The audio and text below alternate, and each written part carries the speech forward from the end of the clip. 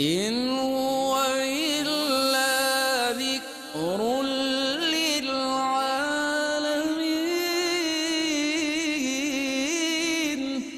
یہ قرآن تو صرف تمام جہان والوں کے لیے نصیحت ہے۔ اعوذ باللہ من الشیطان الرجیم، بسم اللہ الرحمن الرحیم۔ ناظرین محترم، السلام علیکم ورحمۃ اللہ وبرکاتہ۔ میں ہوں آپ کا میزبان محمد رئیس احمد۔ پروگرام پیغام قرآن کے ساتھ ہم آپ کی خدمت میں حاضر ہیں۔ قرآن کریم کی تلاوت، ترجمہ اور تفسیر پر مشتمل یہ پروگرام جو کہ آپ کی خدمت میں پیش کیا جاتا ہے، الحمدللہ آج تلک الرسل تیسرے پارے کا آغاز ہو رہا ہے، اور انشاءاللہ سورہ بقرہ کی آیت 253 تا 273 کی تلاوت، ترجمہ اور تفسیر پیش کی جائے گی۔ تلاوت کے لیے ملک کے ممتاز و معروف قاری جناب قاری نعمان نعیمی صاحب ہمارے ساتھ تشریف فرما ہیں۔ السلام علیکم ورحمۃ اللہ وبرکاتہ۔ وعلیکم السلام ورحمۃ اللہ وبرکاتہ۔ اور ان آیات بینات کی تفسیر کے لیے موجود ہیں ممتاز و معروف عالم دین علامہ محمد شہزاد مجددی صاحب۔ السلام علیکم ورحمۃ اللہ وبرکاتہ۔ وعلیکم السلام ورحمۃ اللہ وبرکاتہ۔ ماشاءاللہ ناظرین، تلاوت قرآن کریم، ترجمہ اور تفسیر پر مشتمل یہ مبارک سفر جاری و ساری ہے، اور آئیے تلاوت کلام الرحمن سے آغاز کرتے ہیں۔ ہمارے درمیان موجود ہیں ملک کے ممتاز و معروف قاری جناب قاری نعمان نعیمی۔ أعوذ بالله من الشيطان الرجيم. بسم الله الرحمن الرحيم. تلك الرسل فضلنا بعضهم على بعض منهم من كلم الله ورفع بعضهم درجات وآتينا عيسى ابن مريم البينات وأيدناه بروح القدس ولو شاء الله ما اقتتل الذين من بعدهم من بعد ما جاءتهم البينات ولكن اختلفوا فمنهم من آمن ومنهم من كفر ولو شاء الله ما اقتتلوا ولكن الله يفعل ما يريد. میں اللہ کی پناہ میں آتا ہوں شیطان مردود سے۔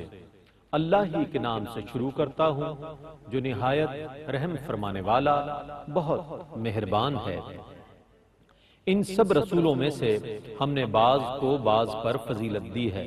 ان میں سے بعض سے اللہ نے کلام فرمایا، اور بعض کو بے شمار درجوں کی بلندی عطا فرمائی، اور ہم نے عیسیٰ ابن مریم کو واضح نشانیاں دیں، اور ہم نے روح القدس جبرائیل سے اس کی مدد فرمائی، اور اگر اللہ چاہتا تو ان کے بعد والے واضح نشانیاں آنے کے بعد آپس میں قتال نہ کرتے، لیکن انہوں نے اختلاف کیا، سو ان میں سے کوئی ایمان لے آیا اور کسی نے کفر کیا، اور اگر اللہ چاہتا تو وہ آپس میں قتال نہ کرتے، لیکن اللہ وہی کرتا ہے جس کا وہ ارادہ فرماتا ہے۔ يا أيها الذين آمنوا أنفقوا مما رزقناكم من قبل أن يأتي يوم لا بيع فيه ولا خلة ولا شفاعة والكافرون هم الظالمون. اے ایمان والو، ان چیزوں میں سے خرچ کرو جو ہم نے تم کو عطا کی ہیں، اس سے پہلے کہ وہ دن آ جائے جس میں نہ خرید و فروخت ہوگی، نہ کافروں کی کسی سے دوستی ہوگی، اور نہ کفار کے لیے شفاعت ہوگی، اور کفار ہی ظالم ہیں۔ اللہ لا الہ الا هو الحی القیوم لا تأخذه سنة ولا نوم له ما في السماوات وما في الأرض من ذا الذي يشفع عنده إلا بإذنه يعلم ما بين أيديهم وما خلفهم ولا يحيطون بشيء من علمه إلا بما شاء وسع كرسيه السماوات والأرض ولا يؤوده حفظهما وهو العلي العظيم۔ اللہ اس کے سوا کوئی عبادت کا مستحق نہیں، وہ زندہ جاوید ہے اور دوسروں کو قائم کرنے والا ہے۔ اس کو اونگ آتی ہے اور نہ نیند۔ جو کچھ آسمانوں میں ہے اور جو کچھ زمینوں میں ہے سب اسی کی ملکیت ہے۔ کون ہے جو اس کی اجازت کے بغیر اس کی بارگاہ میں شفاعت کرے؟ وہ جانتا ہے جو ان لوگوں کے سامنے ہے اور جو ان کے پیچھے ہے، اور اس کے علم سے وہ لوگ کسی چیز کو حاصل نہیں کر سکتے مگر جتنا وہ چاہے۔ اس کی کرسی حکومت آسمانوں اور زمینوں کو محیط ہے، اور ان کی حفاظت اس کو تھکاتی نہیں ہے، اور وہی بہت بلند بڑی عظمت والا ہے۔ لا إكراه في الدين قد تبين الرشد من الغي فمن يكفر بالطاغوت ويؤمن بالله فقد استمسك بالعروة الوثقى لا انفصام لها والله سميع عليم۔ دین میں جبر نہیں ہے، بے شک ہدایت گمراہی سے خوب واضح ہو چکی ہے۔ سو جو شخص طاغوت سے کفر کر کے اللہ پر ایمان لے آیا تو اس نے ایسا مضبوط دستہ پکڑ لیا جو کبھی ٹوٹنے والا نہیں ہے، اور اللہ خوب سننے والا بہت جاننے والا ہے۔ الله ولي الذين آمنوا يخرجهم من الظلمات إلى النور والذين كفروا أولياؤهم الطاغوت يخرجونهم من النور إلى الظلمات أولئك أصحاب النار هم فيها خالدون۔ اللہ ایمان والوں کا مددگار ہے، انہیں اندھیروں سے روشنی کی طرف نکالتا ہے، اور جن لوگوں نے کفر کیا ان کے دوست شیطان ہیں، وہ ان کو روشنی سے اندھیروں کی طرف نکالتے ہیں، وہ دوزخی لوگ ہیں، وہ اس میں ہمیشہ رہیں گے۔ ألم تر إلى الذي حاج إبراهيم في ربه أن آتاه الله الملك إذ قال إبراهيم ربي الذي يحيي ويميت قال أنا أحيي وأميت قال إبراهيم فإن الله يأتي بالشمس من المشرق فأت بها من المغرب فبهت الذي كفر والله لا يهدي القوم الظالمين۔ اے محبوب، کیا آپ نے اس شخص کو نہیں دیکھا جس نے ابراہیم سے ان کے رب کے متعلق جھگڑا کیا، کیونکہ اللہ نے اس کو سلطنت دی تھی۔ جب ابراہیم نے کہا میرا رب وہ ہے جو زندہ کرتا ہے اور مارتا ہے، اس نے کہا میں زندہ کرتا ہوں اور مارتا ہوں۔ ابراہیم نے کہا بے شک اللہ سورج کو مشرق سے نکالتا ہے، تو اس کو مغرب سے لے آ۔ تو کافر حیران اور لاجواب ہو گیا، اور اللہ ظلم کرنے والوں کو ہدایت نہیں دیتا۔ أو كالذي مر على قرية وهي خاوية على عروشها قال أنا يحيي هذه الله بعد موتها فأماته الله 100 عام ثم بعثه قال كم لبثت قال لبثت يوما أو بعض يوم قال بل لبثت 100 عام فانظر إلى طعامك وشرابك لم يتسنه وانظر إلى حمارك ولنجعلك آية للناس وانظر إلى العظام كيف ننشزها ثم نكسوها لحما فلما تبين له قال أعلم أن الله على كل شيء قدير. یا اس شخص کی طرح جو ایک بستی پر گزرا، درا حال یہ کہ وہ بستی اپنی چھتوں پر گری ہوئی تھی. اس نے تعجب سے کہا اللہ اس بستی والوں کو مرنے کے بعد کیسے زندہ کرے گا؟ تو اللہ نے 100 برس تک اس پر موت طاری کر دی، پھر اس کو زندہ کر کے اٹھایا. فرمایا تم نے کتنی مدت قیام کیا؟ اس نے کہا تمام دن یا دن کا کچھ حصہ. اللہ نے فرمایا بلکہ تم 100 سال تک ٹھہرے رہے. پس تم اپنے کھانے اور پینے کی چیزوں کو دیکھو جو اب تک سڑی بدبودار نہیں، اور اپنے گدھے کو دیکھو، اور تاکہ ہم تمہیں اپنی قدرت کی نشانی بنائیں. اور ان ہڈیوں کی طرف دیکھو ہم کس طرح ان کو ملا کر جوڑتے ہیں، پھر انہیں گوشت پہناتے ہیں. پھر جب ان پر موت کے بعد زندہ ہونا منکشف ہو گیا تو انہوں نے کہا میں یقین رکھتا ہوں کہ بے شک اللہ ہر چیز پر قادر ہے. وَإِذْ قَالَ إِبْرَاهِيمُ رَبِّ أَرِنِي كَيْفَ تُحْيِي الْمَوْتَى قَالَ وَلَمْ تُؤْمِنْ قَالَ بَلَى وَلَكِنْ لِيَطْمَئِنَّ قَلْبِي قَالَ فَخُذْ 4 مِنَ الطَّيْرِ فَصُرْهُنَّ إِلَيْكَ ثُمَّ اجْعَلْ عَلَى كُلِّ جَبَلٍ مِّنْهُنَّ جُزْءًا ثُمَّ ادْعُهُنَّ يَأْتِينَكَ سَعْيًا وَاعْلَمْ أَنَّ اللَّهَ عَزِيزٌ حَكِيمٌ. اور یاد کیجئے جب ابراہیم نے کہا اے میرے رب مجھے دکھا تو مردوں کو کس طرح زندہ کرے گا. اللہ نے فرمایا کیا آپ کو یقین نہیں؟ عرض کیا کیوں نہیں؟ مگر تاکہ میرا دل مطمئن ہو جائے.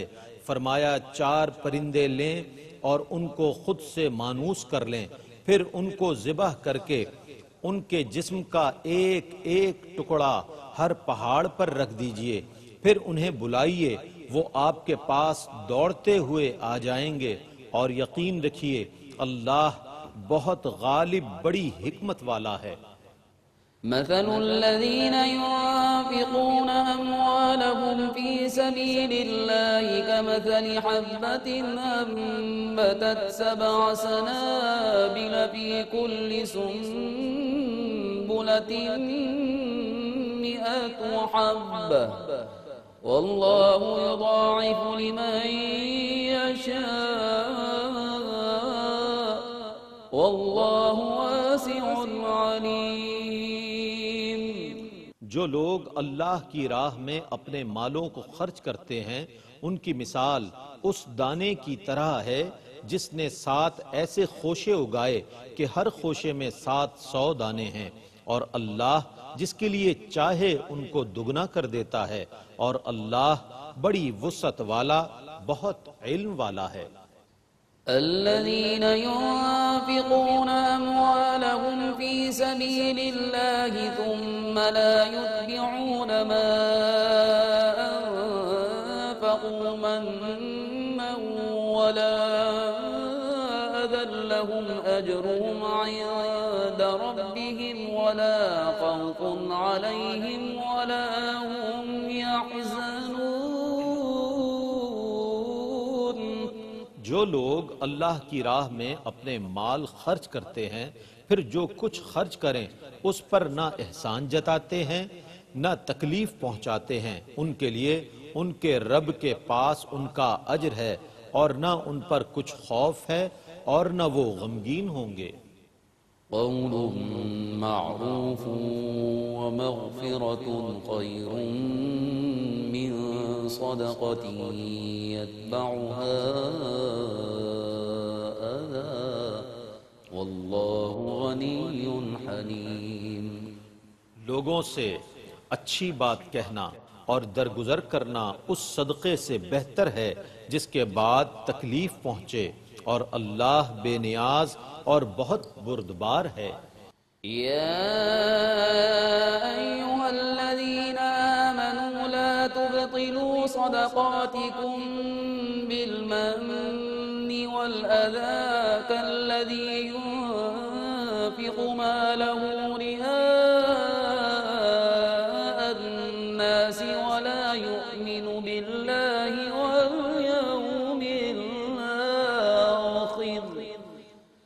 فمثله كمثل صفوان عليه تراب فأصابه وابل فتركه صلدا لا يقدرون على شيء مما كسبوا والله لا يهدي القوم الكافرين۔ اے ایمان والو، احسان جتا کر اور اذیت پہنچا کر اپنے صدقات ضائع نہ کرو اس شخص کی طرح جو اپنا مال ریاکاری کے لیے خرچ کرتا ہے اور وہ اللہ پر اور قیامت کے دن پر ایمان نہیں رکھتا۔ اس کی مثال اس چکنے پتھر کی طرح ہے جس پر کچھ مٹی ہو، پھر اس پر زور کی بارش ہوئی جس نے اس پتھر کو بالکل صاف کر دیا۔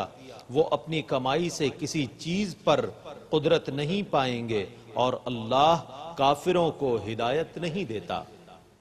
ومثل الذين ينفقون أموالهم ابتغاء مرضات الله وتثبيتا من أنفسهم كمثل جنة بربوة أصابها وابل فآتت أكلها ضعفين فإن لم يصبها وابل فطل والله بما تعملون بصير۔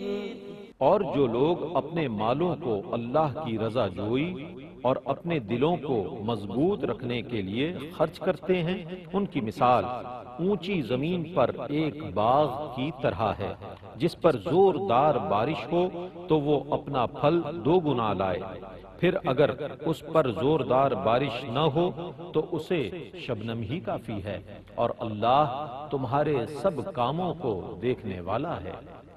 أَيَوَدُّ أَحَدُكُمْ أَن تَكُونَ لَهُ جَنَّةٌ مِّن نَخِيلٍ وَأَعْنَابٍ تَجْرِي مِن تَحْتِهَا الْأَنْهَارُ لَهُ فِيهَا مِن كُلِّ الثَّمَرَاتِ وأصابه الكبر وله ذرية ضعفاء فأصابها إعصار فيه نار فاحترقت كذلك يبين الله لكم الآيات لعلكم تتفكرون۔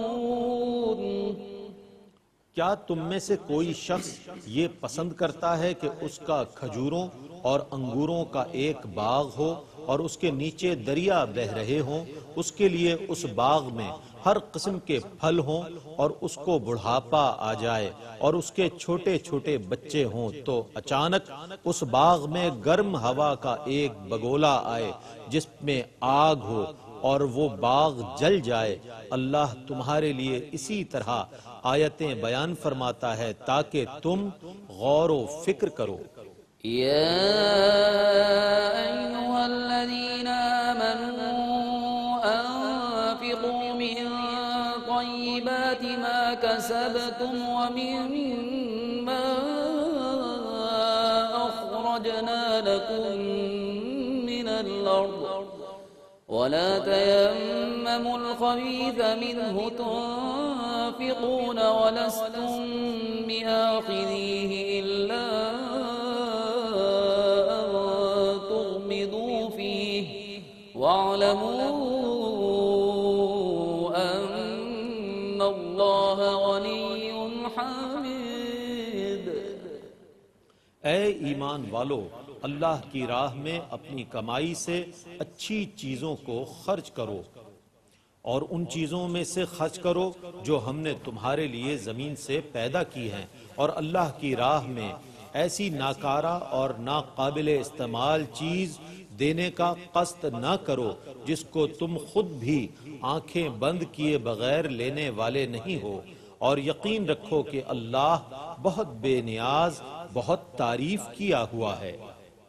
الشيطان يعدكم الفقر ويأمركم بالفحشاء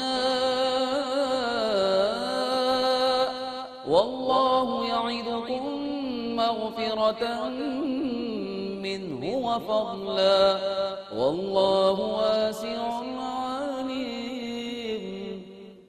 شیطان تم کو تنگ دستی سے ڈراتا ہے اور تم کو بے حیائی کا حکم دیتا ہے، اور اللہ تم سے اپنی بخشش اور اپنے فضل کا وعدہ فرماتا ہے، اور اللہ بڑی وسعت والا، بہت جاننے والا ہے۔ يؤتي الحكمة من يشاء ومن يؤت الحكمة فقد أوتي خيرا كثيرا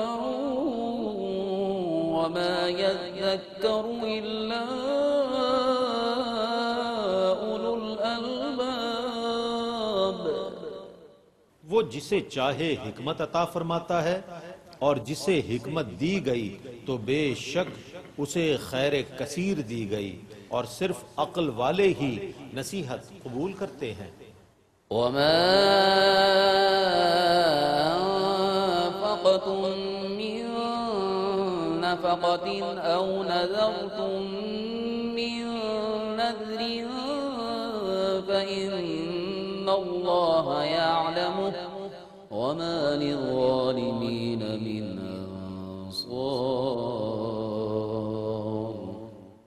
اور تم جو کچھ خرچ کرتے ہو اور تم جو بھی نظر مانتے ہو تو بے شک اللہ اس کو جانتا ہے، اور ظالموں کا کوئی مددگار نہیں ہے۔ إن تبدوا الصدقات فنعما هي وإن تخفوها وتؤتوها الفقراء فهو خير لكم ويكفر عنكم من سيئاتكم والله بما تعملون خبير۔ اگر تم اعلانیہ صدقات دو تو وہ کیا ہی خوب ہے، اور اگر تم ان کو مخفی رکھو اور فقراء کو دو تو وہ تمہارے لیے زیادہ بہتر ہے، اور یہ صدقہ کرنا تمہارے کچھ گناہوں کو مٹا دے گا، اور تمہارے سب کاموں سے اللہ خبر رکھنے والا ہے۔ ليس عليك هداهم ولكن الله يهدي من يشاء وما تنفقوا من خير فلأنفسكم وما تنفقون إلا ابتغاء وجه الله وما تنفقوا من خير إليكم وأنتم لا تظلمون۔ اے رسول مکرم، انہیں ہدایت یافتہ کرنا آپ کے ذمے نہیں ہے، لیکن اللہ جسے چاہتا ہے اسے ہدایت یافتہ بنا دیتا ہے، اور تم جو اچھی چیز خرچ کرتے ہو سو وہ تمہارے نفع کے لیے ہے، اور تم صرف اللہ کی رضا جوئی کے لیے ہی خرچ کرتے ہو، اور تم جو اچھی چیزیں اللہ کی راہ میں خرچ کرو گے ان کا تم کو پورا اجر دیا جائے گا، اور تم پر ظلم نہیں کیا جائے گا۔ للفقراء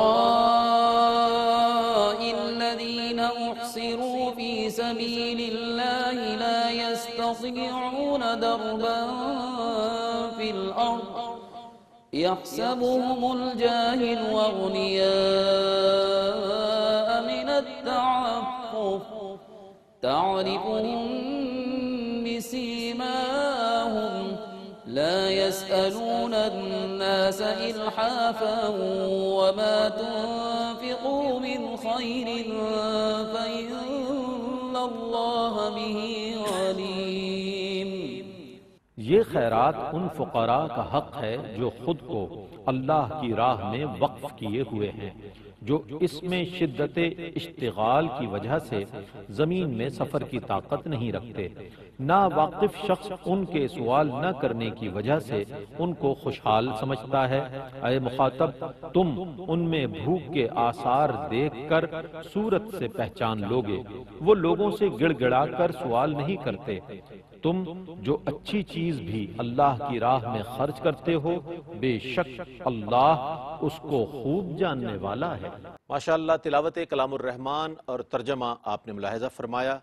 تفسیر کے لیے چلتے ہیں علامہ محمد شہزاد مجددی صاحب کی جانب، جو کہ تفسیر فرمائیں گے۔ بسم اللہ۔ بسم اللہ الرحمن الرحیم، الحمدللہ رب العالمین، والصلاة والسلام علی اشرف الانبیاء والمرسلین وعلی آلہ وصحبہ اجمعین۔ ناظرین محترم، تیسرے پارے کا آغاز کرنے کی سعادت ہم حاصل کر رہے ہیں، اور اس کے ابتدائی ربع کی جو تفسیر ہے اس کا خلاصہ ہم آپ کے سامنے پیش کرنے کی سعادت حاصل کریں گے۔ اس کا آغاز ہی ہو رہا ہے تلک الرسل سے۔ تلک الرسل اس پارے کا ٹائٹل بھی ہے، اور یہ اشارہ ہے رسولوں کی طرف۔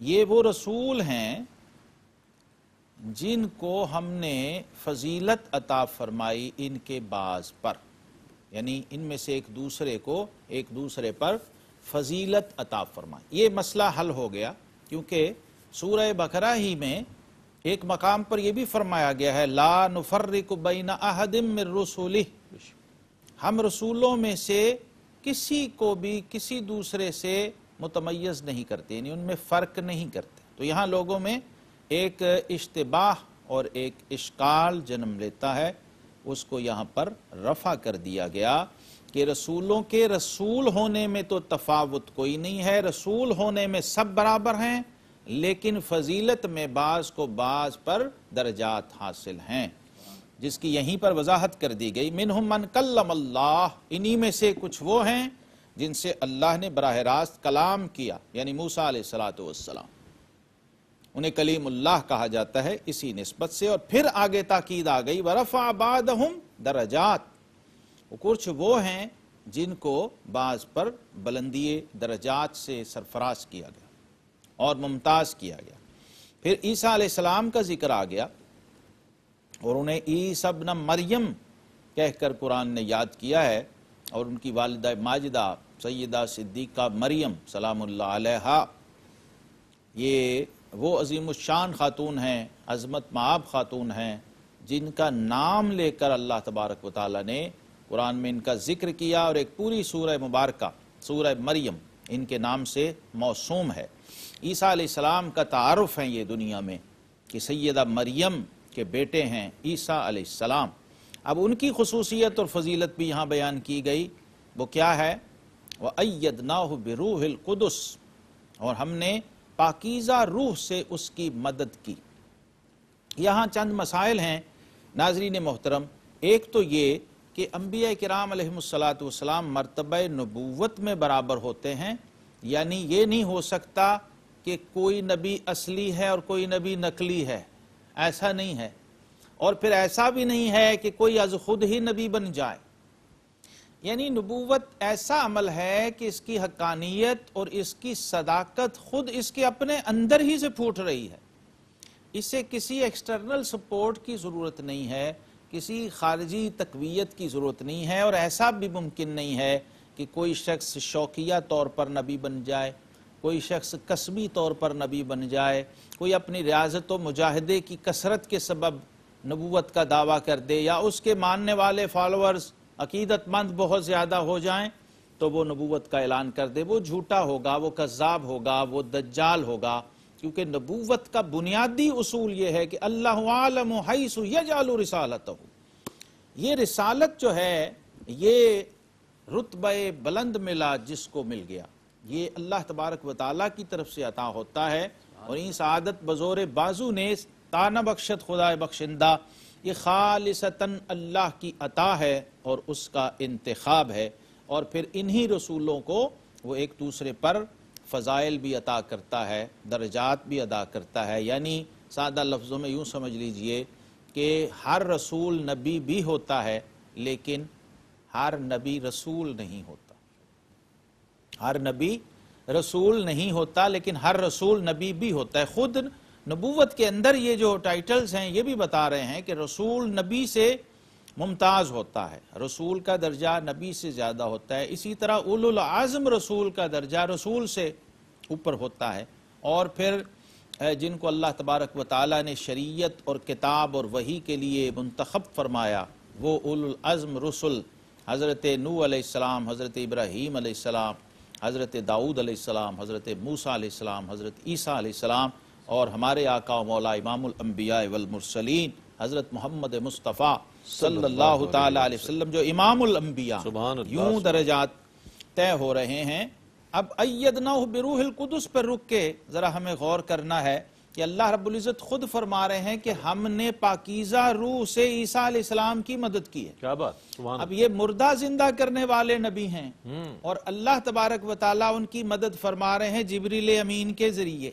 سبحان اللہ، سبحان اللہ۔ حضرت جبریل امین کا تائید کرنا، مدد کرنا اللہ کے حکم سے، یہ قرآن بتا رہا ہے بے شک، بے شک۔ کہ وہ عیسیٰ علیہ السلام کی معاونت پر، حمایت پر ہمیشہ تیار رہتے، اور اس آیت کی تفسیر میں مفسرین نے لکھا ہے کہ ہمیشہ عیسیٰ علیہ السلام کے ساتھ رہتے تھے، کیا بات، سفر میں، حضر میں، کیا بات، سبحان کیونکہ آپ سفر بہت کرتے تھے، انہیں مسیح کہا جاتا ہے اسی وجہ سے، سیاحت کی نسبت سے، تو جناب جبریل ہمیشہ ساتھ رہتے اور ان کی امداد، معاونت اور مدد فرماتے تھے۔ اس سے قرآن سے ہمیں یہ بھی سمجھ آیا کہ اللہ کے حکم اور مدد سے اللہ کے علاوہ بھی اگر کوئی مدد پہنچ رہی ہے تو وہ حقیقت میں اللہ ہی کی طرف سے ہے، بے شک۔ اس کو ہم شرک سے تعبیر نہیں کر سکتے، اور اس کو ہم غیر اللہ کی مدد اور حمایت سے تعبیر نہیں کرتے۔ شرط کیا ہے کہ وہ بِإِذْنِ اللہ ہو اور بِأَمْرِ اللہ ہو۔ کیا بات، جب بِإِذْنِ اللہ بِأَمْرِ اللہ ہے تو اصل میں من اللہ ہے، من اللہ ہے، کیا اور بات، جب من دون اللہ آ جائے تو پھر بت ہیں، پھر غیر اللہ ہے،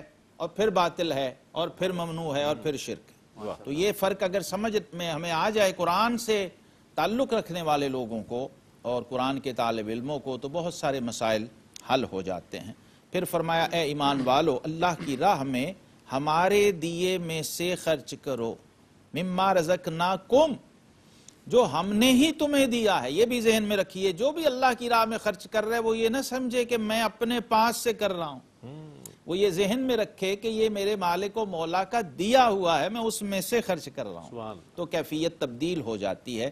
جگہ جگہ قرآن پاک میں اسی سیغے اور اسی نسبت سے رزق کا ذکر آیا، وَمِمَّا رَزَقْنَاهُمْ يُنْفِقُونَ کی بات ہوئی شروع میں، اور یہاں کہا انفقوا مما رزقناکم من قبل ان یاتی یوم لا بیع فیہ ولا خلۃ ولا شفاعہ، اس سے پہلے کہ وہ دن آ جائے اللہ، کہ جب نہ کوئی خرید و فروخت ہو سکتی ہے، نہ کوئی ڈیل ہو سکتی ہے، نہ کوئی دوستی کام آ سکتی ہے، نہ کوئی سفارش کام آ سکتی ہے۔ یعنی اس میں اشارہ ہے ناظرین محترم، ہماری شریعت میں پسندیدہ ترین سخاوت وہ ہے جو صحت کی حالت میں ہو، خوشحالی میں ہو اور جیتے جی ہو۔ واہ واہ، جب آپ کے ہاتھ میں اختیار ہو دولت کو خرچ کرنے کا، اور اپنی خوشنودی سے آپ اللہ کی راہ میں صرف و خرچ کر رہے ہوں، تو وہ بہت ہی بہترین انفاق اور بہترین سخاوت ہے۔ اور اسی سورہ مبارکہ میں سید آیہ القرآن آیت الکرسی بھی موجود ہے، کیا بات ہے، سبحان اللہ، جو سبحان ماشاءاللہ اس امت کے بچے بچے کے سینے میں محفوظ ہے۔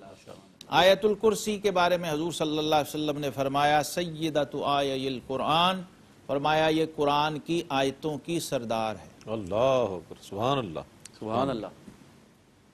سورہ بقرہ میں یہ آیت جو ساری آیتوں کی سردار ہے، جس کو ہم عرف عام میں آیت الکرسی کہتے ہیں، یہ بھی ہے جس کے بارے میں حضور صلی اللہ تعالیٰ علیہ وسلم نے ارشاد فرمایا کہ جو شخص نماز کے بعد آیت الکرسی کی تلاوت کرے گا ہمیشہ اللہ تبارک و تعالیٰ اس پر جنت کو واجب فرما دیں گے۔ اللہ سبحان اللہ۔ اور یہ اللہ کی توحید، اس کے اسماء اور اس کے صفات پر مبنی آیہ کریمہ ہے۔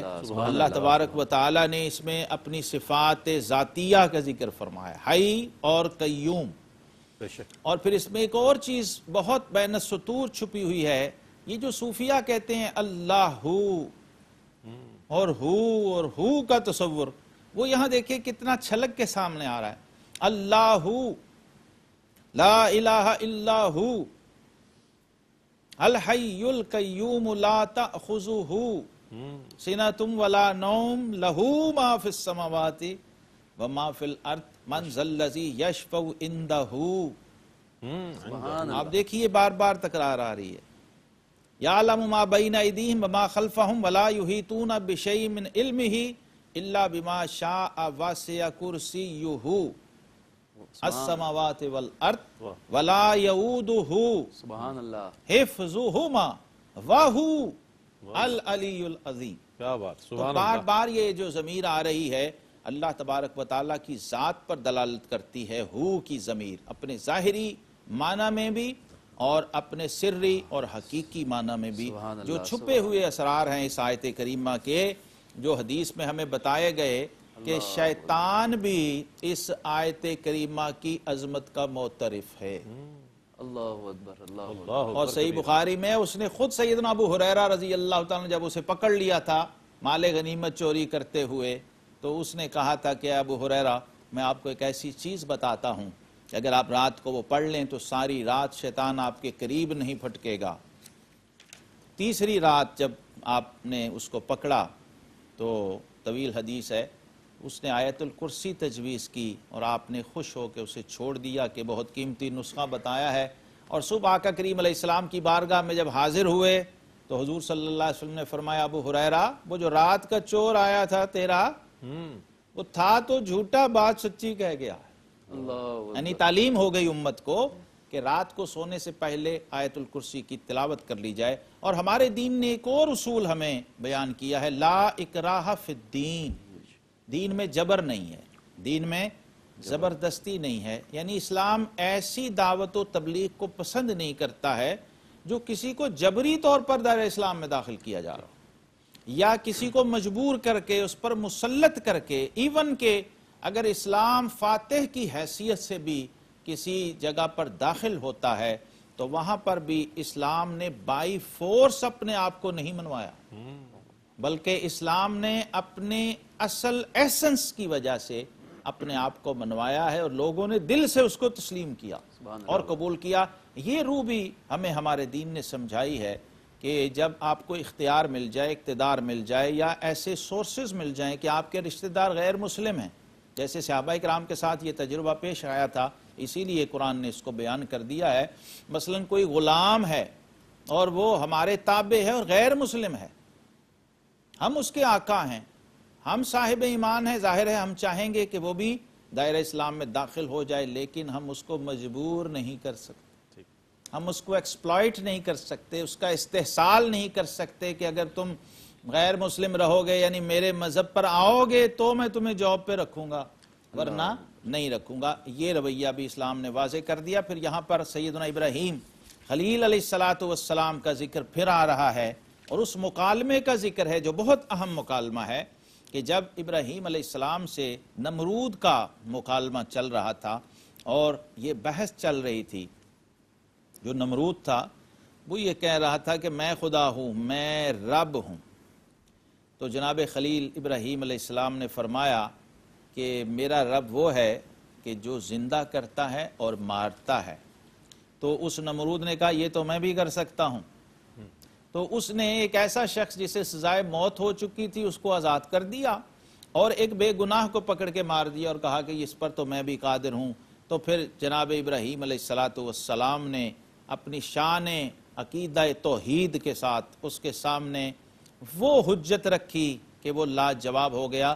فرمایا میرا رب تو سورج کو مشرق سے نکالتا ہے اور پھر اس کو مغرب کے اندر غروب کرتا ہے، اگر تیرے اندر طاقت ہے تو تو سورج کو مغرب سے نکال کے دکھا۔ سبحان اللہ۔ تو قرآن کہتا ہے فَبُہِتَ الَّذِي کَفَرَ، فرمایا جو کافر تھا مدہوش ہو گیا، مبہوت ہو گیا، اس کے ہوش اڑ گئے کہ وہ یہ کر نہیں سکتا تھا۔ اور پھر یہاں موت و حیات کا فلسفہ بھی اسی تیسرے پارے کے اس پہلے ربع کے اندر بیان ہوا ہے کہ ایک اللہ کے جلیل القدر نبی جناب عزیر علیہ السلام جا رہے ہیں، دیکھا ایک بستی ہے اور بالکل تباہ و برباد ہو چکی ہے، لوگ گرے ہوئے ہیں لاشوں کی شکل میں۔ تو آپ نے حیرت سے اس معاملے کو دیکھا کہ میرا رب کیسے ان تباہ شدہ لوگوں کو زندہ کرے گا اور پھر زندگی دے گا۔ تو رب کائنات نے اپنے انبیاء کو حقیقی مشاہدے کروائے تاکہ اطمینان کی وہ منزل انہیں نصیب ہو جائے کہ جب وہ کسی کو دعوت پیش کریں تو پھر دعوت سننے والا اس کو قبول کرنے میں پس و پیش کا مظاہرہ نہ کر سکے۔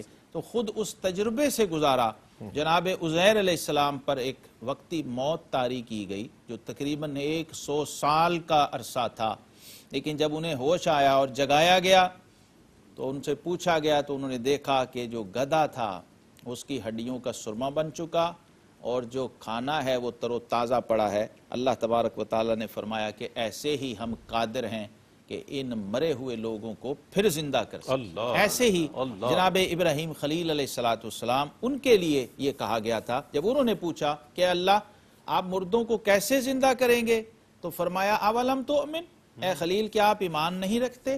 فرمایا بلا ولکن لیطمئن قلبی، اے اللہ میں چاہتا ہوں کہ میرے دل کو اطمینان ہو جائے۔ چنانچہ آپ کو حکم ہوا کہ آپ 4 پرندے لیجئے اور ان کو اپنے ساتھ مانوس کر لیجئے، اور یہ ایک کوا، ایک کبوتر، ایک مرغ اور ایک اور پرندہ، 4 ملا کے جناب ابراہیم علیہ السلام نے ان کو سدھایا اور خوب مانوس کر لیا، اور پھر حکم ہوا اب انہیں ذبح کر دو، ذبح کر کے مختلف ٹیلوں پر رکھ دو ان کے مکس گوشت کو، اور جناب خلیل کو فرمایا ابراہیم اب ذرا انہیں اسی طرح آواز دو جیسے ان کی زندگی میں آواز دیا کرتے تھے۔ سبحان اللہ، سبحان اللہ۔ تو جناب خلیل نے جب پکارا ان کے نام لے لے کے جیسے لوگ پالتو پرندوں کو پکارتے ہیں، تو قرآن کہتا ہے ثم ادعوہن یأتینک سعیا، اے حبیب جب آپ خلیل انہیں پکاریں گے تو یہ بھاگے ہوئے دوڑے ہوئے آپ کے پاس آ جائیں گے۔ تو اللہ تبارک و تعالیٰ نے یہ مشاہدہ کروا دیا حضرت ابراہیم علیہ السلام کو کہ اللہ چاہے تو اس حال میں گئے ہوئے مردوں کو بھی دوبارہ اٹھا سکتا ہے اور انہیں نئی زندگی عطا کر سکتا ہے، کیونکہ واللہ علی کل شیء قدیر، اللہ رب العالمین کی قدرت میں یہ شامل ہے کہ وہ زندگی دیتا بھی ہے اور موت بھی دیتا ہے، بلکہ زندگی اور موت دونوں کا خالق بھی ہمارا پروردگار عالمین ہے۔ آخر دعوانا ان الحمدللہ رب العالمین۔ سبحان اللہ، سبحان اللہ، جزاک اللہ۔ ناظرین گرامی، قرآن کریم کی تلاوت، ترجمہ اور تفسیر پیش کی گئی۔ تلک الرسل سورہ بقرہ 253 آیت سے 273 آیت کی تلاوت اور ترجمہ اور تفسیر آپ نے ملاحظہ فرمائی۔ اللہ تعالیٰ سے دعا ہے کہ اللہ تعالیٰ قرآن کریم کی تلاوت اور ترجمہ اور تفسیر سننے اور بیان کرنے کی ہمیں کا اجر عظیم عطا فرمائے اور قرآن کریم کی تعلیمات کے مطابق اپنی زندگی گزارنے کی توفیق عطا فرمائے۔ اس کے ساتھ ہی اپنے میزبان محمد رئیس احمد کو اجازت دیجیے۔ اللہ حافظ۔ إن هو إلا ذكر للعالمين۔